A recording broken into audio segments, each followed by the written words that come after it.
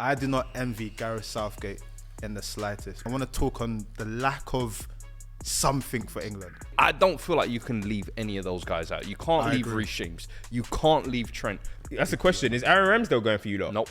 Ramsdale, I'm sorry, you've been dropped. Ramsdale is a decent keeper in the mold of Pickford. But we have seen he got dropped from Arsenal, right? That's not even why. Everton ban. Do you reckon they stay up? This is the Sir Jim Ratcliffe update. Sir Jim! Let's go. Boom. Welcome back to another episode of Football Culture Movement.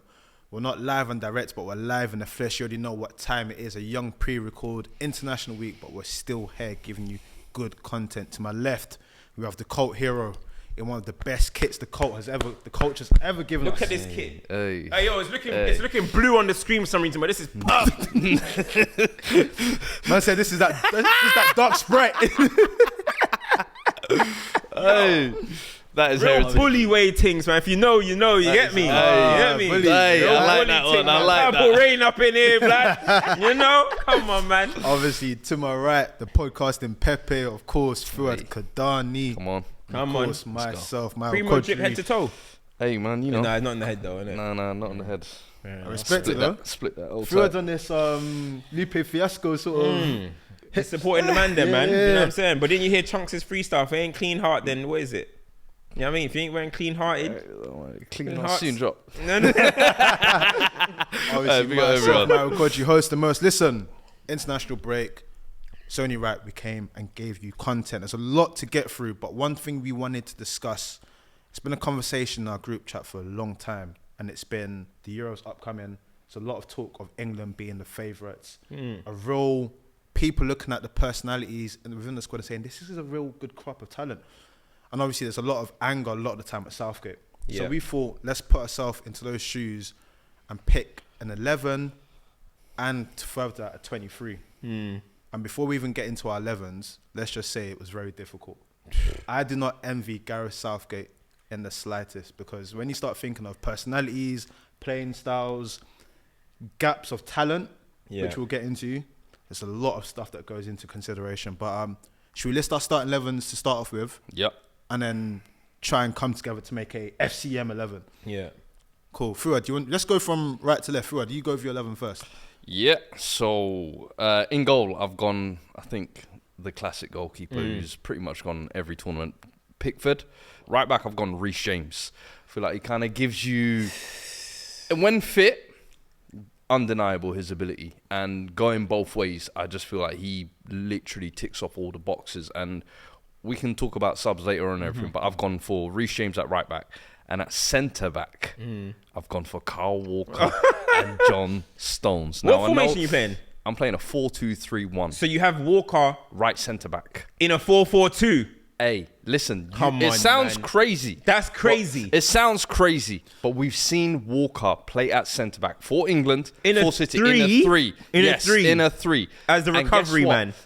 Absolutely. Not the marshaller. And he'll be, How far and are guess you what? away from the And guess differences? what? He'll be doing the same thing. Kyle Walker's leadership, he'll be doing marshalling regardless, but he's got John Stones next to him, who's that front foot, play in front, you do the sweeping. You know how we always say centre-backs are yin and yang? I've thought about this. Kyle Walker's the yang. Stones is the yin. Alright, cool. Go left back. And then left back, I've gone for Luke Shaw, who I think is ever reliable when fit as well, ahead of Chilwell for me, and Trippier, who are the other two options. Cool. Midfield? Midfield, I've gone Rice and Jude as a pivot in the middle, and then in front of them, I've gone Foden in the 10. I feel like this is the tournament to hand him the keys. I feel like this season, KDB out, he's taken a lot of the ownership. Last game, I remember there was some crazy touches I was seeing where I'm like, you're loading something this year. Let's see the execution. And then out wide, I've gone Saka and Sterling. I'll be honest with you, name both of them because past few tournaments, the two standout guys, I would say, in attack. That for me, regardless of Sterling being dropped the last couple of rounds, by tournament time comes, he better be in that team. And then, of course, Captain Fantastic. Yeah. Harold. I'm just going to say, do you want to go through all the teams? Let's go for all the teams, and then I think, because we deliberate. and then we can deliberate and then get into it. Because I want us to say why ours differ and then make an 11. So in goal, I've got Pickford as well, Picky. Ultimately, distribution. People say he's short, but ultimately, when it comes to club and country anyway, he performs. I've gone Reece James right back. We'll get into why specifics later. My centre half partnership for me is Stones and Maguire. Have to go with that. Left back was a tricky one for me, I'll be honest. I've gone Trippier. And when we go to into deliberation, I'll go into that. Okay. Midfield. This is where it got really interesting, man. I was scratching my head. And when we're deliberating, I want to talk on the lack of something for England. I've gone Rice and Trent in midfield. They called me crazy for Walker at centre back. I've gone Bellingham. You will explain. Yeah. I've gone Bellingham in that attack and roll. Yeah. We actually have the same forward three of Saka, Sterling, and Kane. Culture comes. Listen, chinks in both teams. I've gone Pickford in goal. Yeah. Self-explanatory for me. I've gone Trent at right back. Now, we'll get into it. Yeah. But I've gone Trent at right back. I've gone Maguire, Stones. I've gone Luke Shaw. I've gone Declan Rice, Jude Bellingham, and Foden. And I've gone Saka, Kane, and Jack Grealish. I've gone Saka, Kane, and Jack Grealish. But I will explain my reasons. Cool. I'll explain my reasons. Let's start with you first and we flip back this way. Yeah. What I want to first in you lot's teams. Yeah. For me, I'm looking at this list, right? So I've got a list, I was on Sky Sports yesterday, guys, by the way. Just to let you know. Hey, I can't lie, the FCM Sky Sports arc is a beautiful thing. And then, so we were discussing this, right? And so I had to we had to create a 23 of who we think will go. And I was looking at it, and there's Kieran Trippier, there's Kyle Walker, Reece James, Trent, right? Trent is being added as a midfield option at the moment, which I understand. But my thing is, I actually think an outlier there is Reece James.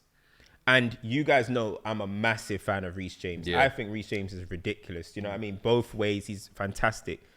But I'm just trying to think, necessarily, I know you're not meant thinking Gareth Southgate's lens, but I'm just thinking, you've got Trippier, who's a both side option, left and right back. You've got Kyle Walker, the recovery man, the experience. And then if you need B, you have Trent, who you can play from midfield, pick from midfield. Imagine if there was a mad right back crisis. All right, Trent, just go right back. Yeah. I'm looking at Reece James there. I'm like, you're the third choice right back. Do you know what's crazy? You're the third choice right back. And so I was trying to pick who's going to make these 23, and I think there's a chance that James might not go, bro. I'll be honest with you. If it was mine, I would have Reece James. Yeah. But again, we have to try and kind of split in the middle. 100%. A little bit of our thoughts, a little bit of Gareth's thoughts. And I'm just looking at it, I'm like, for me, that's part of the reason why I moved Kyle Walker into centre back. For me, I think the centre back. But is that realistic? And okay, maybe you could say it's not realistic, but I just feel like, okay, Maguire's been this ever reliable. This season he's coming back to form, so more than likely he will go. But for me, I don't feel like you can leave any of those guys out. You can't leave Reece James. You can't leave Trent. For me, Trippier, the way he's returned to form at Newcastle, you can't leave him out. You're looking at Trippier, yeah? I'm looking at Trippier as left back cover. Yes. For me, the one that gets exiled is Chilwell. For me, Luke Shaw's the starter. Trippier is his substitute left back. So my right backs are essentially Reece James and Trent. And that's why I've kind of forced Kyle Walker into that centre back. Because I'm looking at it, I'm like, Kyle Walker or Harry Maguire, genuinely. If I had the option of the two, I genuinely think I'll go Kyle Walker at centre back. Even at centre back. What is the thing that you think Maguire offers more that Kyle Walker doesn't? I think that's important. What you think Kyle Walker's leap and heading ability? That's important. Whoa, that jack in the box, Kyle Walker.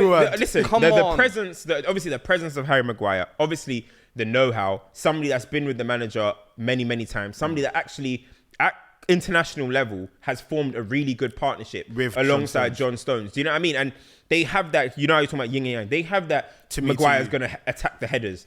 John Stones is going to sweep it up a little bit, come out, play out. I think they have that understanding, whereas Kyle Walker, in centre-back, that's the one position you don't want to experiment with, bro. You want to know what your partnerships are. Let me right tell you back something. is left back, okay, but centre-back, I don't think so. Do you remember Spain when they slot Rodri into centre-back? How did it work?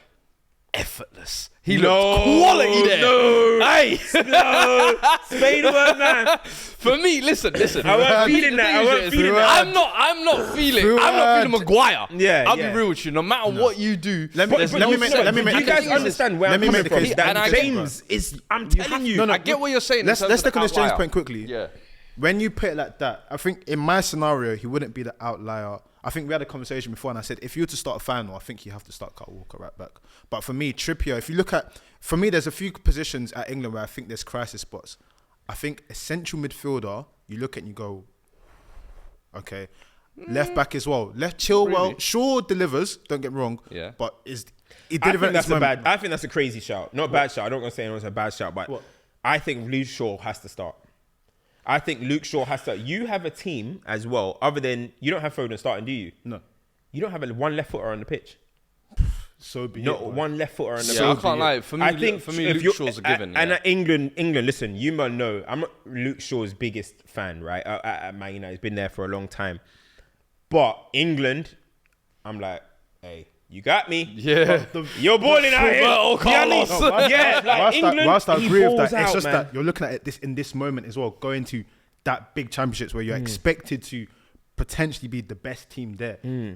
It's too much of it. With the Maguire one, I've seen him like Undertaker rise from the dead too many times. I can't remember. Shaw, is this the one where you fall short? Because listen, you got to look at it. It's like, Shaw, is this the one? I think Shaw's got to play, man. I think Shaw's got to play, especially as well. I'm not saying that Trippier doesn't know how to progress the ball or anything like that, but I think if you do have a backline with Stones and you got Stones, Maguire, and Luke Shaw, you progress the ball pretty well out there. And look, Declan Rice is fantastic, but he will also need help progressing the ball through the midfield and stuff. So there's going to be a lot of occasions that Rice is going to slot into kind of the centre-back area while Maguire or John Stones or Luke Shaw push on. So that's the thing. Where I'm looking at Trips. I love Trips, so for me, that's where tactically, I'll be honest with you, where I was kind of more looking at where it turns into kind of a little bit of a back three. Rice is almost going to have to slot in as that centre, which turns Kyle Walker into that right centre back for me. Yeah. Because I've also got Jude and Foden in my midfield. But Jude ain't going to be almost like a sitting pivot in my team. Is what I'm so he's almost going to be like a free roll. You can join Foden in attack. Rice is the one that is always the sitter, which kind of turns Kyle Walker into that natural right centre back when attacking.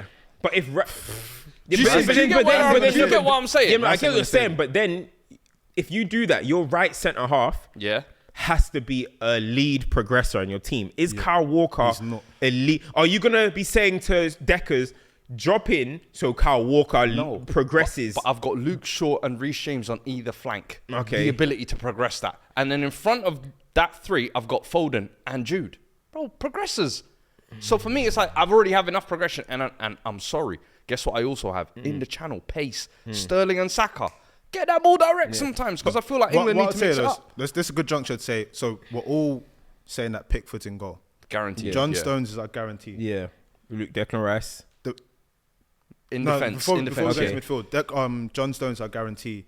Where we're deliberating now is you're both saying Luke Shaw, right? I think so. So we can put Luke Shaw at left back. The right back is where it then becomes a conversation. Then for me, let me give you. I'm surprised neither one of you starting Walker. I'm telling you now. Listen, I told you. I literally said in a one-off game. You're saying not even one-off. It's like it's one of those things where it was like, not having Walker is mad. I can't see a team without Walker. I can't see that either. But at the same time, I think about what Reece James gives you, and then when you speak about the forwards as well, because you're saying the reason why he's an outlier is because of what everyone else gives you. But Reece James at his best gives you so much in both areas. But then, do you need that attacking bit when you've got the forwards in front of him? Or would you then need to alter your forwards? That's where it gets difficult for him. So I understand why he's the outlier, but I think his general package is probably the best out of all of them. But that's what makes it hard. I hear that, but like, it's hard because with the way being Southgate is not easy. The license that Reece James has for Chelsea, where sometimes he's hanging around the box, he's taking shots. I don't think he will have that same exact license for England. Whereas Trent, I think, is better in deeper areas. I think Trent can get the ball from the right back and whip one to Harry Kane, whip one to the left winger, clip one down to Saka. I think his techers is just overall better, so he can do it from the deeper areas. I think Reece James is fantastic, but I think is he going to be this flying, attacking fullback for England? I don't think so. One thing we have seen under Gareth Southgate is that the fullbacks are very measured. Bro, Luke Shaw picks his moments. Trippier picks his moments. Kyle Walker, he sits. He's a recovery man. But I think Reece James can pick his moments. No, I'm not saying he can't pick his moments, but I just think the general way of England's play, I think a lot of stuff come from the right back and left back is from the deeper areas. Luke Shaw clips them a lot. Trippier clips them a lot. And I'm looking at it, I'm like, who would I rather have clipping balls into the box, whipping it across the pitch, spreading the play? And it'll be Trent. And not only that, I just think Trent can help form a double pivot on the ball with Declan Rice. So you're talking about him in the centre midfield position. I'm seeing it as what Gareth Southgate often does is he sees what's happening with the club level managers, Pep and all this type of stuff, Arteta, and he tries to bring that to the national team. I think if you have Trent forming kind of a double pivot with Declan Rice, allowing Jude to be Real Madrid Jude up there, allowing Foden to be advanced, but then you have Grealish retaining the ball. You have Saka, who's very good at retaining the ball out wide as well. And you have Harry Kane doing Harry Kane. I think that makes a good cohesive team because you're mixing Arteta players with Pep players who are kind of in a similar wavelength. That's how I'm trying to build my team. I just think there needs to be some form of cohesion in the team. I just think, not saying you man's team don't have cohesion, but... I just worry with your one, the lack of width. And especially the lack of directness, in my opinion. So I hear that. So in terms of Saka and Grealish, it's both very inverted.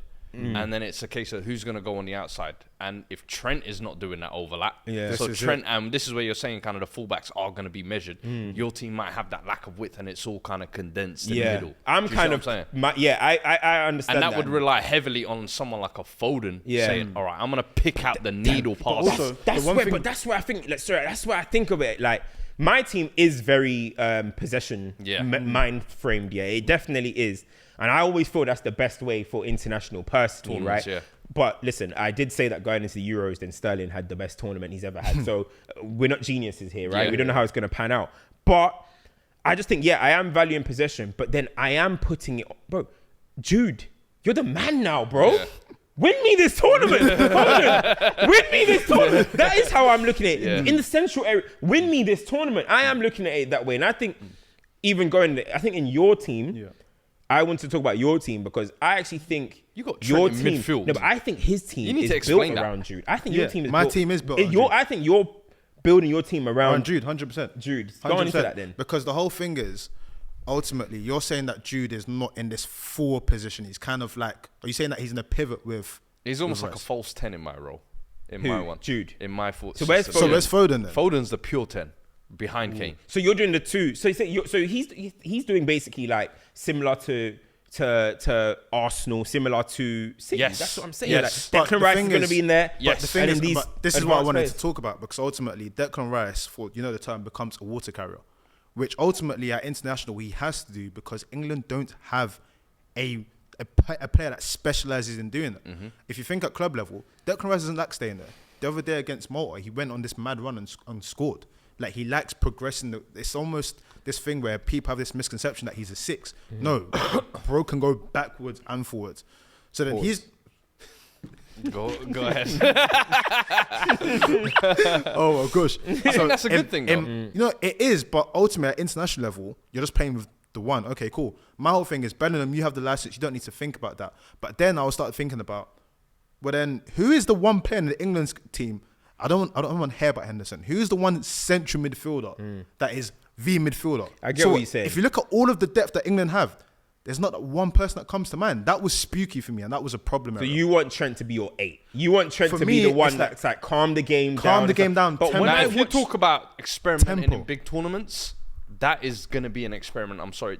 Kyle Walker at centre-back stands more of a chance of happening than that, in my opinion. And I know Klopp has been trying it here and there. Klopp will try it, but I don't think... but the reason why for me it would work is one of two things. One, Trent has played there for England. 2, in terms of what you're saying of him coming into the midfield position, ultimately everyone always says that, the reason why that's good is so he doesn't get attacked on the other end. Trent's comfortable in possession. So if we're talking about possession football and you have someone like Declan Rice who's combative enough to get around him, I think that can work. Bellingham. So no Foden in your team? Nah, he's not. I didn't have Foden, but I think surprised Foden's you the type of person that can come off the bench and make magic because it's a different profile. Now this is my point. This is my point. You see, I want my first 60, 65 minutes. We're controlling the game. Oh, it's beautiful. And we're then you switch up the pace.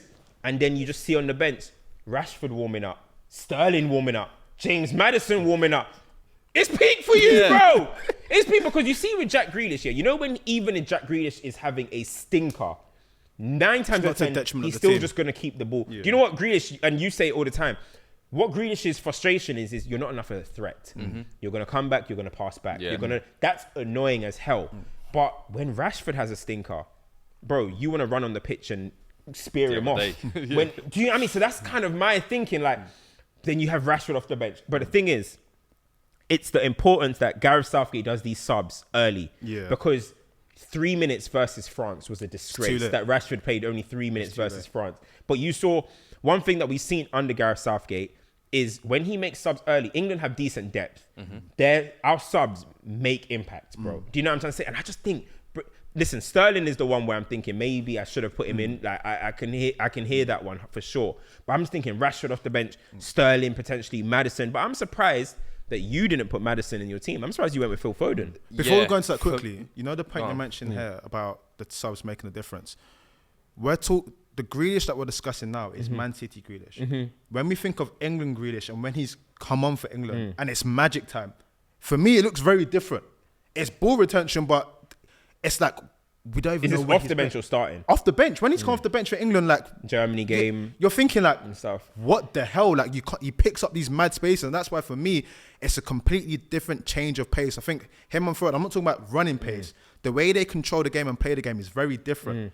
So it's a flip of yours. I want to try and blitz, and then if not, okay, cool. You can't even pick up the space. My aim is to blitz. You might want to blitz. I'm doing blitz. That's why I've got. I'm sparring. Let's spar. Let's spar. I'm even bringing on Ollie Watkins to go left wing and say, "Yo, listen, get it in the channel, get it to Ollie." No, but the thing is, international football, you need unorthodox moves like that, man. You do, Like for me, the double changes, Trent on, Watkins on, and I'm going, yo, whip it into Kane and Watkins. Bro, are you telling me that's not a play? No, I hear it, but the thing about international, yes. How often do international teams... You have to control the game. You have to control the game. How often do international teams win by absolute blistering pace? And it's rare, bro. You look at the teams that have won it. Like you look at Italy. You look at even in the Euros, the team that they had, Italy, control. You look at Germany, control. You look at France. Okay, they had Mbappe outlet, but he's a generational talent, bro. You know what I'm trying to say? Whatever. Brazil's, even when they were there, they had control. R9 was come off the ACL. Ronaldinho, they weren't blistering pace, but they're ballers. They're ballers. They're technical ability, and that's how I see it. Spain goes without saying. From 08 to 12, did they have one player probably no pace? They had no pace in their team. So I just think Saka's got that pace. Foden's got a turn of it. Jude is an athletic. I look at England now more than ever, and I'm like, you should have individual players who are able to give me individual quality moments. So if I play that high volume blitz style, or whatever, I always say international tournaments, Champions League knockout stages, individual brilliance will definitely rise and get you through. The best players will stand up. And England right now, you've got Harry Kane, Jude Bellingham, Bukayo Saka, Phil Foden. Bro, those are 4 names. I'm expecting Sterling, if we want to include our international tournaments. Those are 5 names you could say world-class players who should step up in big moments. So for me, it's like, low-key, I'm looking at it like, regardless of what style of play England have, I'm expecting to see performances from these players. I agree. Just to go back to the midfield point as well, I think with Maddison, I didn't want to throw him in straight away because he's only just coming into the team, I feel like, over the last 12 months. Foden still hasn't had that go and make the team yours kind of tournament. And I feel like this is the tournament to say, right, you've done it with City. This is the season you've really taken over KDB. Now go and run the team on yourself. And I think Maddison coming off the bench is kind of, okay, you've had this brilliant season at Spurs. Now come and give us a little bit of that coming off the bench, if that makes sense. A bit of freshness for me. This is why, like, squad building for this is so interesting because, again, in matches, let's say like you've got a tense match. Typically, it's the wingers you're definitely going to change first. Right? You're not really going to change Harry Kane. Depending on your right back personnel, you might bring something different. But at 10 position, it's one of those things where it's like, I'm trusting you that at any moment you can make it change. So am I really going to make a substitution unless it's going really bad? Like with someone like Jude Bellingham, example, with how you know Jude Bellingham plays, are you going to take him off in the 80th minute knowing that he can rattle it in the 85th? Yeah. It's very hard. The thing and it's is, like and that's why whoever we put your bet on, it's almost like you have the keys, you have to do everything. And it goes back to this whole, you know, when we constantly have this conversation about Phil Foden and what is he going to become and what Pep said he would be and everything. Yeah. That's why I feel like this tournament is so interesting, because I still couldn't tell you what I believe Phil Foden is going to turn into. Is there an opportunity for him to pick up his own position in this tournament and say, this is where I'm going to make it happen for England? I just think, Foden is such a good connector. He's on everyone's like wavelength. That's the thing for me. So I look at it, I think Saka would love to play with Phil Foden. It's Grealish, Sterling would love to play with Phil Foden. Rice, anyone. And even the goal the other day, Foden's in the pocket against Malta. Foden's in the pocket, the ball comes to him, plays the first time pass to Saka, Saka across the box to Kane. I think, and listen, it might sound simple because it was just a little pass in the area, but I think Foden's one of them players that in them spaces can do that. He has that appreciation for it, whereas I don't think anyone else in the squad, other than maybe James Maddison, really has that. I think Jude is an unreal player, but he's that athletic player. He's going to get in the box, he's going to score you goals. He's got feet when it's needed, but I'm not going to now say in the tightest areas, Jude, make something happen for me. So Jude will 100% be in my team because his sheer athleticism is too much for man at international level, bro. He's a monster. Declan Rice and Jude are two of the finest athletes in world football, bro. So that is important for me. But then I'm just looking at it like, okay, but then how do we get that stardust? I need Maddison or Phil Foden to provide that for me. And that's why I have him in the team. Because as you mentioned, there is going to be games that Foden is going to look non-existent. Same with Jude Bellingham, whoever's in the 10. But that's what 10s have always been. Go back in the past, bro. Did Ozil run every single football match? Hell no. No. Did David Silva run every single football match? No. Does KDB? No. But do you know what they can do? In a moment where you're thinking, where's the inspiration? Lights on. Boom. They can provide something for you that no one else on the pitch could. So that's why I need Foden or Madders in my team. I fully get the Trent in the 8 to allow Jude to be the Real Madrid Jude. But what we have to remember is, this ain't Real Madrid. He has controllers behind him, bro. Camavinga will help him. Tchouaméni will help him. Kroos, Modric. You basically be a striker. Go and do what you want to do. Can we say at England level, Bellingham, go be a striker? He'll turn around and just see chaos behind him. It's goal, bro. You know what I'm saying? You get me? It's becoming mayhem, bro. You know what I'm saying? Let's send Declan, please. So that's my problem. So that's why I will have Trent coming in to allow Jude to be the Real Madrid Jude, Trent is coming into midfield with Rice. That's what I'm saying. And then I have Foden. So again, I feel like the principles of all of our teams are very similar. It's just the building blocks of what you want to happen when. Because again, Trent then comes in. This is what I feel like it's so frustrating with England, though, is so often now I feel like this is almost like the third tournament we're going into where you wish some of these chinks had kind of been tested out in a lot of these games. Exactly. A lot of these, you're almost going into it now thinking, we're creating formations. It's too late. You're trying to create things on the fly. And it's always, this is the issue I think a lot of people have had with him having these trusted soldiers and these guys who he always gets behind, because it doesn't allow room for experimenting. It doesn't allow. And then when he does do it, it's kind of like weird, kind of random. And he'll do it. Trials. He'll do it with he'll put someone in with the B team. Yeah, it's so we're not weird. going to see anything. You're not going to see. What am I going to see from, let's say, Curtis Jones with the B team in a friendly versus Liechtenstein? I'm not going to see nothing, because the next game, when it's the qualifier, Henderson's back, everybody's back in. So that's why I hate international friendlies. Can I make a quick point quickly though? Right, you look at this England team, and is there an argument that Declan Rice may be England's most important player? Because if he's to get injured, in terms of irreplaceability, you could probably say so. Because I don't think they have a like for like. Yeah, like Calvin Phillips, who used to be kind of the drop-in. Obviously, the levels have gone way off. But what since. I would... Yeah, go on, bro. But no, just in terms of irreplaceability, I do think so, yeah, possibly. What I would argue with that is, yes, in terms of like a position, but often now in football, the 6 is everyone's key, main man. But what I would say is the drop-off between Rice and Phillips isn't as big as Kane to Watkins. No, I agree. Kane to the rest. Ooh, Kane, yeah. Rice is unreal. Yeah. Also, Phillips is decent, right? Yeah.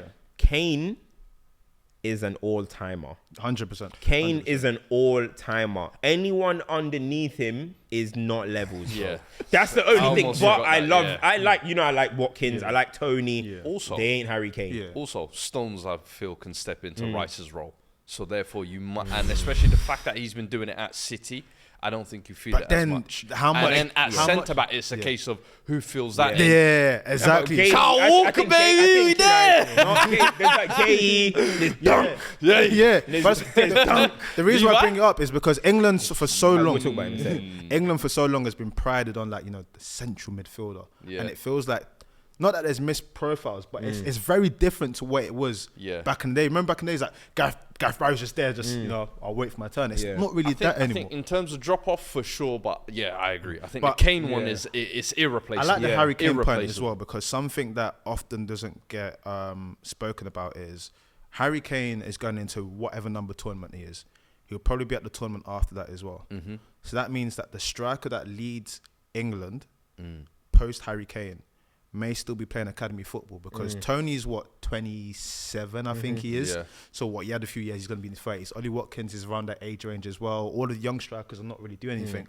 So it means that his legacy is going to be so long that the next England striker is probably playing Premier League 2 right now. Bro, he's the Take it Buffon in. of England, bro. Take that in. He's the Buffon. I was gonna say, yeah. That's a great Generations shout. of strikers are missing their point because Kane's there. That is a Do you know how many great keepers that missed their opportunity because of Buffon, bro? Donnarumma had to even bake him remember to leave. Bro, Donnarumma had to- bro, he was a youth man when he was even alive when Buffon was making his debut. Yeah, Probably exactly. not. So I think it's similar with Harry Kane, but I just think his importance is massive. Obviously, we're probably going to be hard to find an 11. People, make sure in the comments that you let are us know. dropping your team But as well. let's try and finalize this defense. So based on what you've heard, would you go with a Stones Maguire centre half partnership? Yeah. I Okay, mean, cool. I'm But you not guys mad. both have Reece James. Yeah. We both had Reece James. Do we have to go Reece James, innit? Okay, Yeah. Reece James. So for record, Pickford and goal. Right back, Reece James. Centre halves of Maguire, Stones. Left back, Luke Shaw. Central midfield, Declan Rice is a shoo-in. Yeah, of course. And then you both had we Bellingham. both have Bellingham. And then Foden's in the middle. That's who we have. Yeah. Cool. So That's obviously majority, yeah. Yeah. Cool. We both have So now Sterling. we both have Sterling. So he makes it. So that's the We front both three. have Saka. Yeah. We all have Saka, yeah. Okay. Yeah. And we all have Kane. That team's not cohesive. That team's not cohesive. That team is good. That team is good, yeah. They're all ballers. I think now I see that team, I'm not like, I'll stop cohesive. James for Walker, I think. Would you, yeah? But this is the setup. cover That's what Maguire. that's what I initially said. That's cover what Maguire. I first said. This guy's on to Maguire. Don't mind saying, bro. Guys, on Maguire, fam. I'm telling you, this is the tournament, yeah. Bro, that he's so- I'm telling you, watch. I will have my day, Harry. Man said, tournament that man collapses, said, you know. ladies and gentlemen, Hold the stop. we got it. Yeah, nah. No, listen, that was good fun, but people that was just all to say let us that at the end of the day, England have a really good chance. It's a really good generation as well.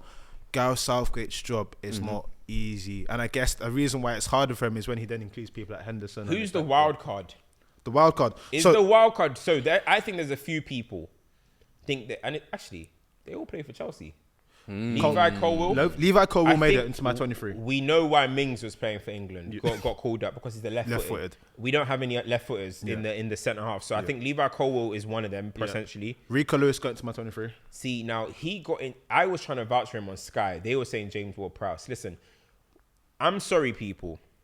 I really like Ward-Prowse. Yeah, as a professional, his set pieces and stuff. But there's no moment in an England match that I will ever say the words, "We need James Ward-Prowse." There's not. You know, people are talking about set pieces. I've got Maddison. I was going to I've got say, in the Trent, nicest way Reece possible, James. I've got all these guys. England versus Colombia. Kieran Tripps. There's Kieran Trippier. England have set people that can take set pieces. So I'm sorry. I would rather someone like a Rico Lewis, who again, I'm talking about guys that have the IQ, the wavelength. Can you keep the ball? Can you just knit it together? That's what I like. But Let me ask you a my quick other question. one is Conor Gallagher. I think Conor Gallagher made is my going 23. to go. And the other one, The wild card Cole Palmer. at this point is Cole Palmer. Now, is he going to maintain it? Obviously, some people are saying, listen, calm down. He's only scored penalties and stuff. But the performances have been good. But my thing is, going by how Gareth Southgate has kind of made it now, it's a straight shootout between Bowen, Cole Palmer, and Sterling. Yep. You know what I'm saying? Bowen's not going, I don't think, unfortunately for him. He didn't make it my 23. Do you know what with the Cole Palmer one, you know, I've always been a big fan of how he plays. And again, I always say we talk about technical base, right? What it then made me realize is all of these players we're talking about, similar to the point that you made, which was so sick, that City, Arsenal, technical fluency. So then He's on that wave. you have a Cole Palmer, right? But would you ever bring Cole Palmer onto the pitch if you've got the Foden that maybe does that at a higher level? If Foden's not playing well, then I feel like it could be a decent like-for-like change with somebody that... just because you're like-for-like doesn't mean you do the same thing. Yeah. But, yeah, I could see... So I could that's what it comes to, that. whereas other people's school of thought would be like, let's try something different. But who's different? Madison. Is Madison... I think they're kind of all schooling... They're all from the same school. They all graduated from the same... You know what I mean? They're the same college. Different classes, innit? One might look up and have a shot. The other one might passing triangles. You get me? Yeah. Slightly different. I understand what you're saying by the fundamentals, but I think Palmer... Okay, all right. They've been trained to do exactly the same thing. That's what I'm trying to get at. Sterling. Yeah. I've got Sterling as a both wing option, right wing and left wing. Yeah. But the thing is, all right, Saka's not having the greatest game. We know Saka's starting. Yeah. Not having the greatest game. Can you bring on Cole Palmer to come off the right, to be linking up in the central areas and manipulating the ball? We know he likes to take shots. We know he likes to clip balls over the top and stuff. Yeah. Can you do that? That's an option too. Yeah. So, as we said, listen, we don't want to be Gareth Southgate. Yeah, real talk. He Hold has tight, a Gareth. mad decision. Let me roll through some names that wouldn't make it into, based on what I think we've all said. Yeah. Calvin Phillips, did he make it to the 23? Nope. Not for me. Eze. But I understand why he gets picked. Eze. No, unfortunately. Who? Eze. Unfortunately not, man. But listen, one thing on Eze, anyone that, you know, all these managers now do data science and data analysis. Yeah. Surely he's got to be popping up high on these lists because the way he can carry the ball through midfield, just majestic. You know how Pep just wanted a ball carrier? Give me Kovacic, give me Nunes. Yeah. I think, bro, you get Eze into one of these top 6 teams, I think can be an asset. Now, I'm not saying it's going to be star world player of the year or nothing. Just signed the new contract. Real asset to the team. You see United, not one player can run in midfield. Did Lewis Dunk make it into your 23s? Lewis Dunk, did he make it into your 23s? Not for me. Not for me. Well, who made it for you? Like Mark Gay? Mark Gay just made it for me. Colwill did. I had both. I think for left foot. Both. How? You slimy. You sure you got 23? You got, I think you might have about 26. You might have 26, no, bro. Wait, hold on, let me check. My 4 centre-backs were Walker, Stones, Tomori, Colwill. Let me see. I don't even have Guehi. Yeah, because you ain't Rich Trippier. Oh, my team. Yeah, you can't have all of them. Hey, The by guy Gay. didn't put By Gay. By Gay. But I ain't gonna lie though. At this present moment, we're talking right now, not ceilings and none of that. Yeah. Mark Gay and Who's ahead of Colwill? and Dunk are better than Colwill. 100%. At this present moment. For me, Right at the time. you know what it is? Is it 'cause he's England left-footed? always Are we take saying 'cause that he's left left-footed? foot. England It's left foot. always And take he's that good Tyrone No, memes it's left last foot time track. going from left foot. It's left foot Colwill, track. you getting that left foot light skin shout, man. Yeah. I would. I'm not gonna lie. I would be kind of worried if England went into a game and it was Colwill in a big Euros game, World Cup game, and it's Colwill. The thing is, he's not had enough Maguire, tests. Colwill. He's not had enough tests. In the future, That one's definitely a premature one. Yeah, for he's sure. not had enough tests. People like Mason Mount don't make it. Question. No, he don't make it, man. Yeah, Mason Mount doesn't make it. He don't make it, man. Doesn't make it. Yo, that's a nuts How because he's a times change. Southgate favourite. Yeah. But And he doesn't called make up it. for 2 Big years money now. signing make to it. United this summer. That means this move is essentially not going to go down well this year. Yeah. And then I don't think he's really covered himself in much glory for the previous tournaments No. to Yeah. still He be hasn't. that guy as Yeah. well. So, that's Too one many I forgot. too many men have emerged. And that's the issue as well. Is Did in your Bowen- position, it's the most competitive. Yeah. Did Bowen get into any of your man squads? No, he didn't. not for Unfortunately, me. he's one of those that. Feel for him, but every time I see him for England, I just look at it and I'm like, you're just not their level, It's man. similar to when I saw Nick Pope. We went to that game. Remember we went to the German game? Saw Nick Pope. Obviously, Nick Pope's been amazing at club level. I looked at him at the international level and I thought, this just seems like a step too... That's the question. Is Aaron Ramsdale going for you lot? Nope. He's not going for me. So for me, So you're taking Johnson and Pope. I've gone Johnston because I'm taking Johnson. Palace's defensive record has been so good. He's actually been really good as well. But also Ramsdale, I'm sorry, you've been dropped. The reason why, let me tell you why I'm not taking Ramsdale. Yeah, nothing to do. I don't know, but nothing to do with his ability. I can see the comments now. Nah, nothing to do. Fuad, you hate us. Nothing to do. With his I should have let one of you lot say it. Fuad, you hate us. Fuad's a hater. It's nothing to do with his ability. Yeah. Ramsdale is a decent keeper in the mold of Pickford, but we have seen he got dropped from Arsenal, right? That's not even why. It's what he has done since he has been dropped from Arsenal. Yeah. Talk in the media. His dad's complained. He just doesn't seem like he's apparently not walking with us. He ain't got a smile on his face. He's just sad. And I'm not the same guy when I'm not starting. So I'm not saying he's bad for the camp, but clearly he goes into his shell if he's a bench player. Whereas Johnston, I just think, I know my role here. Glad to be here. Yeah, I'm here to be here. I'm on holiday. Yeah, mate, here's your bottle, mate. You know what I'm saying? He gets it. Do you need a towel? Yeah, Ramsdale, it just seems like he might not be. And the same thing happened with Ben White, bro. Like, those who know that Ben White in the England camp realized I'm not going to be playing and was soaking. Ben White didn't want to come out, allegedly, wasn't even wanting to come out of his hotel room, bro. He was like, what's this? And then they sent him home. That's why he got sent home. So That's an exclusive. hey, listen, Inside I'll tell you more scoop. later. I'll tell you more later. On this though, for me, the reason why with the goalkeepers, for me, Pickford is the number one. If Pickford gets injured, the reason why it gets hard for me is because at international level, there's not going to be many times when the goalkeeper's getting peppered. So it's in that one moment, I need you to make saves. Johnston, like you said, Palace's defensive record is really good. I've seen him do that well. I've seen Ramsdale be called upon in those one moments and do better saves as well than Nick Pope. Nick Pope at international level for me looked mad shaky. So Ramsdale makes it for me. That's not a big discussion. Ahead of Pope. Yeah. Not Johnston. Yeah. So Johnston and Ramsdale make it. Fair enough. So what? Did Chilwell didn't make it for you lot as well? Nah, Chillers didn't make it. Ivan Toney? So that's what's the one I was asking. Tony didn't make it for me. I'm taking Ollie Watkins over ahead I because said it all depends on what he does second half of the season. If he but- comes back and is on like madness. 14 games, 9 goals, you're on the plane, black. the reason why to your I'm taking point, Watkins, you said the left wing. Hey, I'm that. dashing Watkins on the left wing, man. Transition. Target winger. hey, Fred, what was Gerald cooking? Yo, listen. Man, the thing is, the reason I'm taking Watkins. Let The reason I'm taking Watkins is because I think out of all the strikers that have been Tony's only had one game, so it's harsh to say. But of all the strikers that I've seen, Tammy Abraham days and all this type of stuff, the ones to beat Danny Ings, Jamie Vardy, the ones to be the understudy of Kane. I think every time I've seen Watkins play for England, he's put a good performance, and I think he's been scoring as well. So, and I just think he's the biggest contrast to Harry Kane. Agreed. Now, I'm not saying Tony is similar to Kane, but I just think they have a kind of a more similar style to Watkins, who's just live wire, bro. I don't want to see Watkins with 15 to go. I don't want to see that. Wilson falls into that same category. Yeah, Wilson's been all right for England. When he's played, he's got a goal, but he's going to occupy that space there, whereas Watkins does so much more.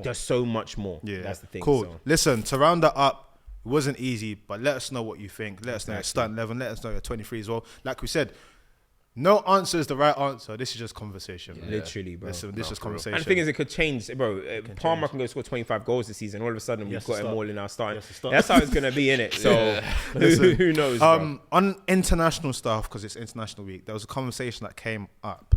I can't remember who sent it in to us, but it was a conversation about Mohamed Salah and his stock. And the question was, is he the greatest African player ever? I'll let you go. In short, I can keep it real short. No. I agree. No. Where does he rank for you though? Where does he? Because when I started doing the rank, shall I give you my top 5? Go on. George Weah for me had to be number 1. Right. Samuel Eto'o had to be number 2. Okay.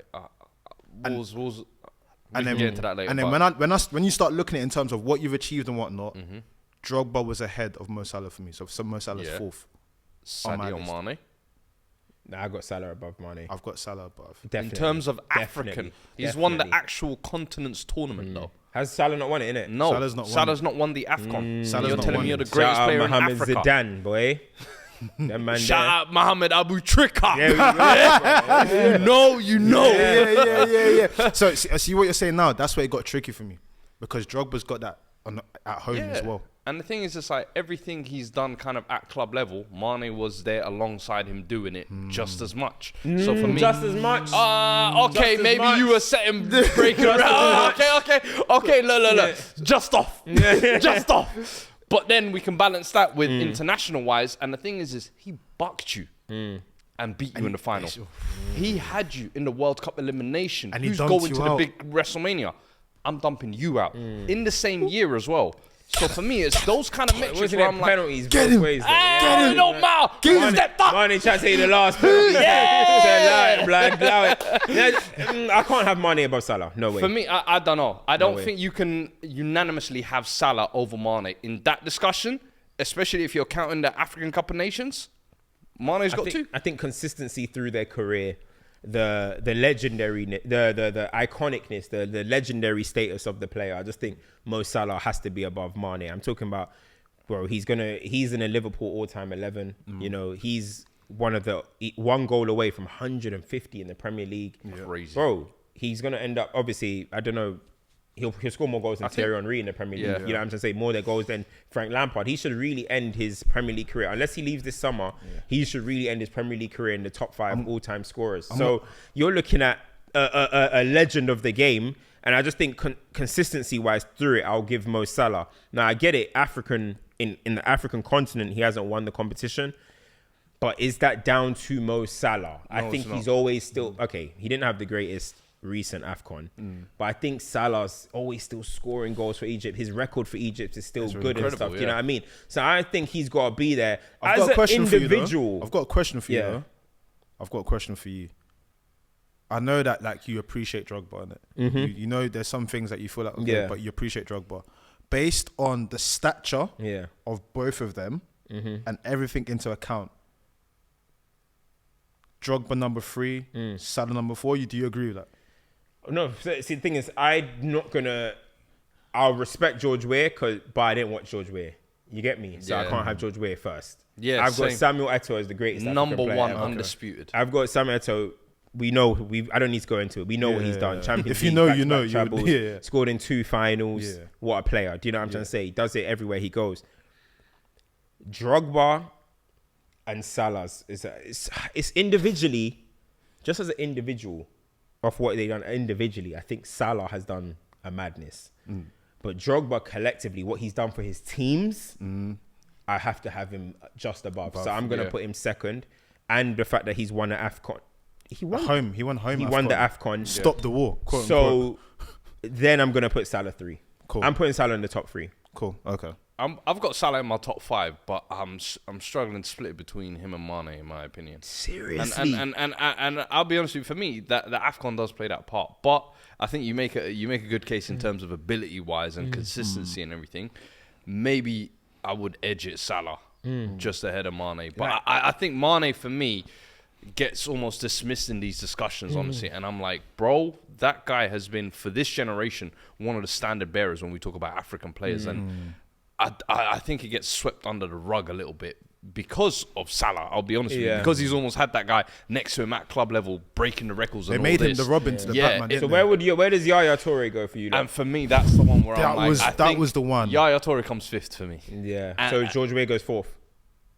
Bro, this is the first non-European. Because he's the Ballon d'Or winner. Bro. The thing is because I didn't see Weah, it's almost like it's I've only almost watched folklore what I go. documentaries. It's the same reason why I don't have like Johan Cruyff as my greatest player of all time. I'm the legends tell me I should have them there, but I didn't see or account for it. So I almost discount George Weah, if that makes sense. So he's in his own little my category. 5 is almost like Eto'o, Drogba, Salah, Mane, Yaya Toure.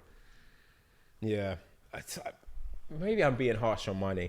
I don't know. I need to think. Does he always turning up for Senegal? Yeah. And when you talk about like club consistency, he was consistent every year for Liverpool. Even before that, for Southampton, let's be honest, for 2 or 3 years, he was a mid table gunman. Yeah, I like. Do you know what I mean? Loved So him. it was like, what, 7, 8, 9 years he's had of basically top level. No, It's he's a player. Let us know, because that one is. It's gonna be. That's a conversation that will stand. I'm sure there's one or two names we're forgetting as well. There is, and the thing is, one of these things can change. Bro. Who? JJ Kocha, mate. JJ Kocha. I'm so glad none of you lot said it. I was waiting. Kanu, John Obi, Mikel. Hey, listen. Let me say something. Mikel said something. Because I saw Kanu's name thrown into the discussion, and I was like, no, he's won more than Mikel. I think in terms of like his youth career or whatever, you could say it, but totality, I don't think Kanu even. How many men are winning the FA Cup for Portsmouth? How many man are winning the FA Cup for Portsmouth? Sol Campbell, Jermaine Defoe, Boy Primus. Who scored the winner? Man said he's Peter Crouch. No, it was Kanu, bro. Kanu scored the winner. Kanu. Yeah, I mean, Champions League winner. Champions League winner as well with Ajax. The reason why that conversation came about is because obviously Mikel said, big up Mikel, by the way. Bro, is he invincible, Kanu? I believe he might be, you know. I think that might have been his last year. He won in 02 and 98. I think he might have left 03. Can you believe it? You remember that iconic? He wasn't invincible. Come on, that's man. what I said. That's probably with his little 7 appearances. We take those. We take those though, bro. Hey, listen. I don't think there was much 10. else. Just hit the 10, 1 goal. Give me one medal. Oh man. Quickly, I know it's international. There's a few things domestically that would be good to speak about quickly. Everton ban. I think we've all echoed in somewhere on social. You said it on Sky, but on social we said that.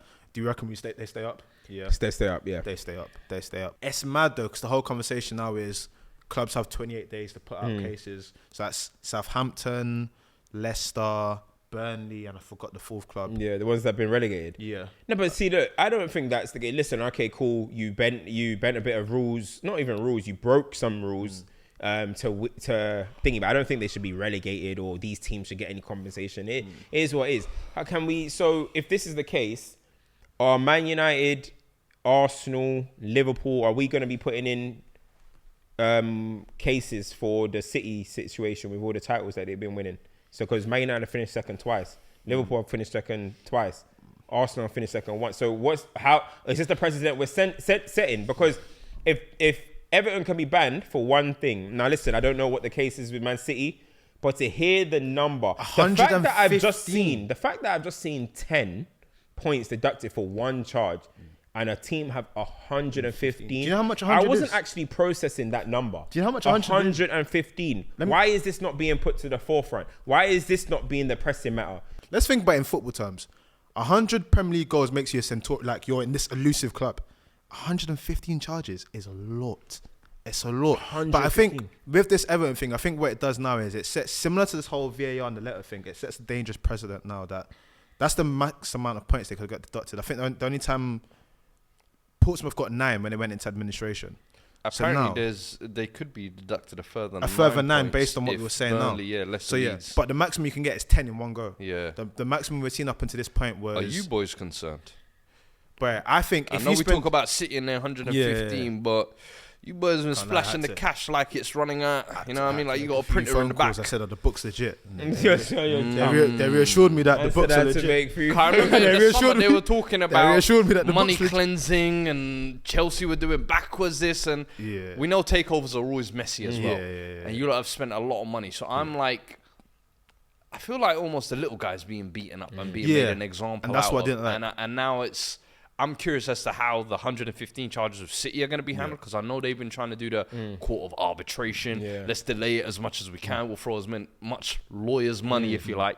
But Chelsea as well, I imagine there will come a time when the lens gets put on you lot. Yeah, with Chelsea, the reason why it's so mad is because there's 2 parts. Obviously, when the whole takeover thing happened, there was the whole Romans left this money. But is it the takeover that's the issue? No, the issue that was what Roman was doing before. But so what can the punishment even be for Chelsea? Because I don't think, in all honesty, Bowley's Chelsea should be attacked, because they're gonna Chelsea FC are gonna face questioning. So who are you questioning? Bowley? He's gonna be like, brother, That was Roman what's stuff. the Like, term? who is being questioned? Is it the statute of limitations? Like Yeah. when does that end? No, but surely that means the only way a punishment for Chelsea can be done, because you can't. I don't think you can fine Todd Bowley or anything like. It has to be surely.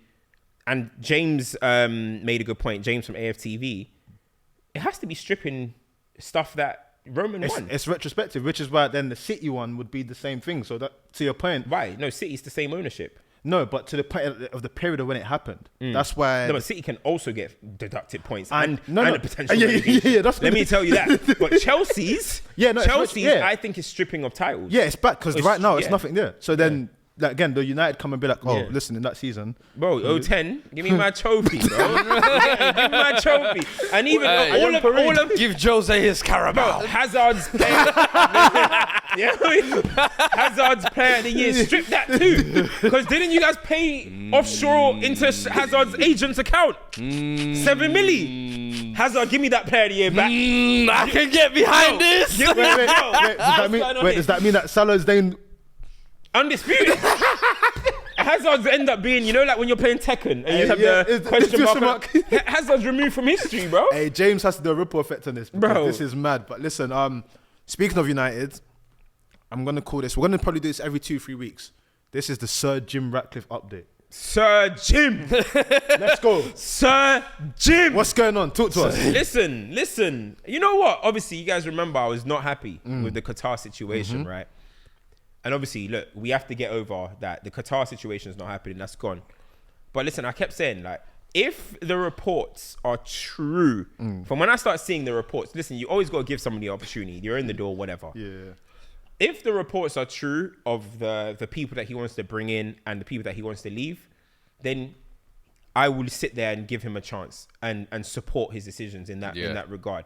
The Glazers thing, it's annoying, but if they're saying that it's potentially gradual takeover, cool, whatever. I'm not going to get into that side of things. But in terms of new football structure, sacking Richard Arnold, sacking John Murto, bringing in somebody that's world renowned, worked with Juventus, oversaw them go from the old stadium to the new stadium, worked at PSG, bringing in a world renowned DOF potentially in Paul Mitchell or Edwards, or we're even linked to Maldini, who knows? Yeah, I saw that. Exactly. So if you bring in a DOF, you're bringing in a CEO, you're going to oversee it, and then you're bringing in someone that's going to be kind of like head of football operations in this Dave Brailsford guy that did really well with team cycling. Now that's cycling.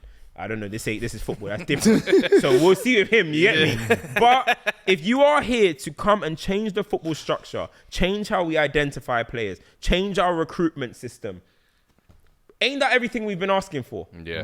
It is in a football matter. Yeah. Now the other stuff with the Glazers, the stadium, I'm not going to get into that. I don't know much about One that. step at but a on time. the football thing, on the football pitch, it's not been good enough. gradually. On the football pitch, it's moving me, bro. So I'm going to see what's going on, bro. We'll lock in 2 weeks' time to see how that update's going. Sir Jim Ratcliffe. I can't wait to see this buzz dive. We will be there. I promise you. We will be there. Oh man, we had some champs and duds sent in. I'll read a few out whilst you guys think of some of yours.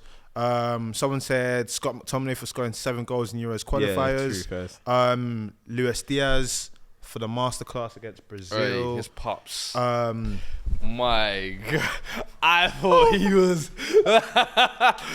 He was loving it.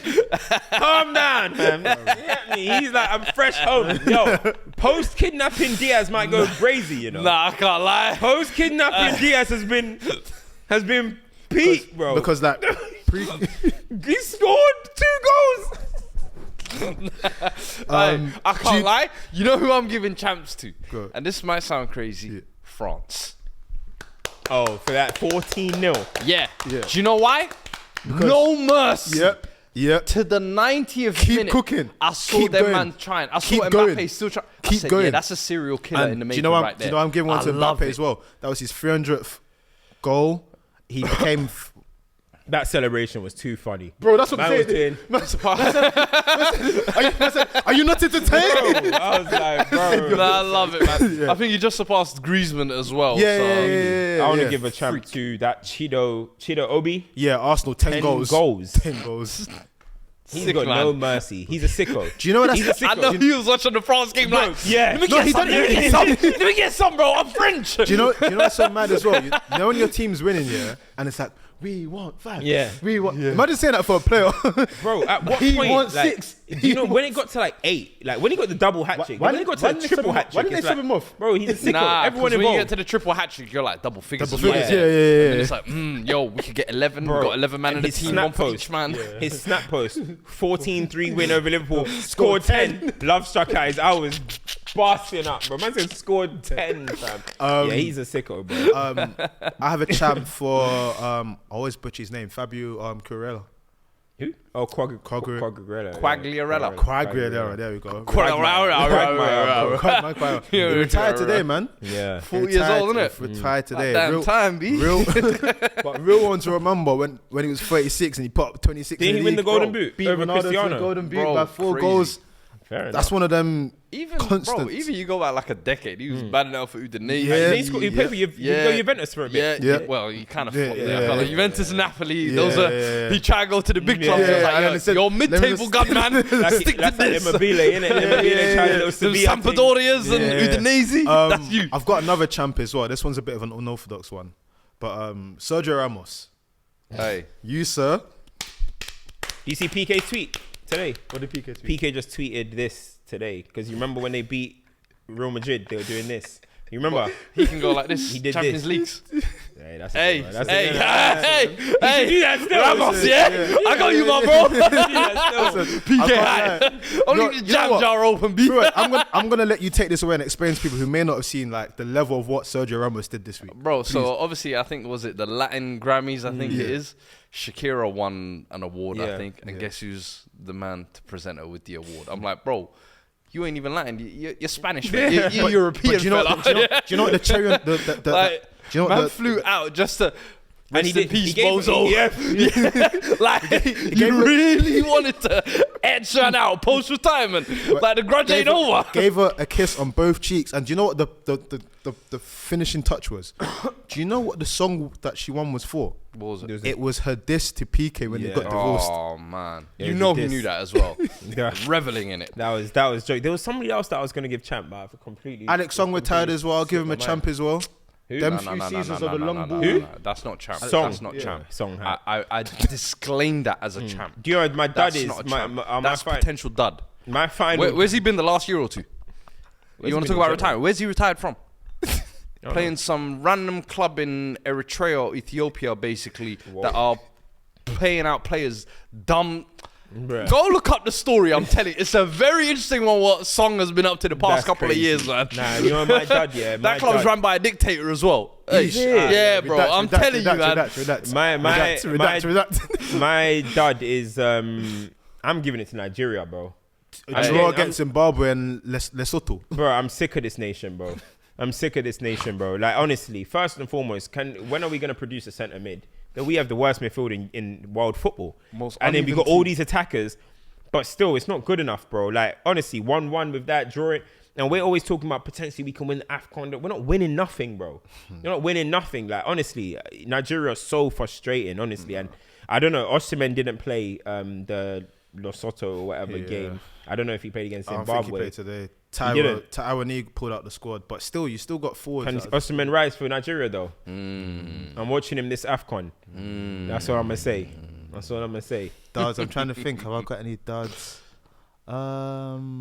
It's about it, innit? I had one, but I forgot. Let's wrap up, man. Listen, like, share, subscribe. Algorithm. Make sure, this is a special announcement, make sure the next few weeks you're locked in every Sunday. We have some really big episodes coming up. We will have guests. Yes. We will have special features. We will have blockbuster games as well. This is the festive period football. You understand? FCM, it goes to another level. We're taking over. So listen, like, share, subscribe, follow the personals as well. We'll be back. Until then, adios amigos.